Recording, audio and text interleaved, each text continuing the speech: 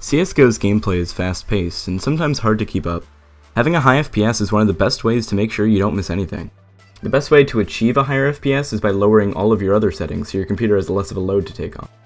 I've recently reconsidered my quality settings in CSGO.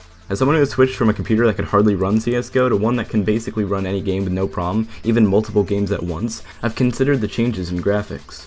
I was used to play CS on all low settings to get a fair 40 to 60 FPS, now I get 250 no problem. Some people, although may not have just as good, if not better computers than me, insist on using the lowest graphical settings for the FPS boost. But how much of a boost are they actually getting, and is it worth it? I decided to test for myself. This test could be very situational. Not everyone's computers are the same, so don't take my tests as fact. However, these are real tests that may make you reconsider your choices. If you don't trust my tests, feel free to try them out for yourself. I wanted to be fair when doing these tests, so I set up a macro for two separate maps.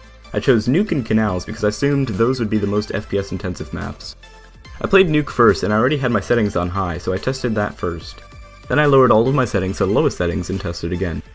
I was surprised. The FPS seemed to have dropped an average of 30 FPS on lower settings. I began to question if I had changed a setting incorrectly or if maybe I had opened a program by mistake.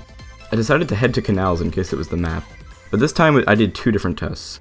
In Canals I tested twice, once by dropping all of my settings and one by lowering only the direct graphics. The results confused me even more. The test lowering all of my settings gave me an average of 70 FPS higher. The test only lowering the graphics portion gave me a 30 FPS boost. I went back and tested out only the graphics on Nuke and got a 30 FPS, so it's highly possible I made a mistake in my previous test. Either way, for me a 30 FPS boost is not enough. There are some situations where having a higher graphic settings help me differentiate things in the game better.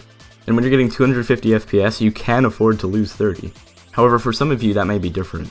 Try messing around with your settings and finding graphics that look good but don't damage your FPS too much. I'll leave all of my tests down below if you're curious, but if you enjoyed the video, please leave a like as I know you enjoy these style of videos. Thanks for watching.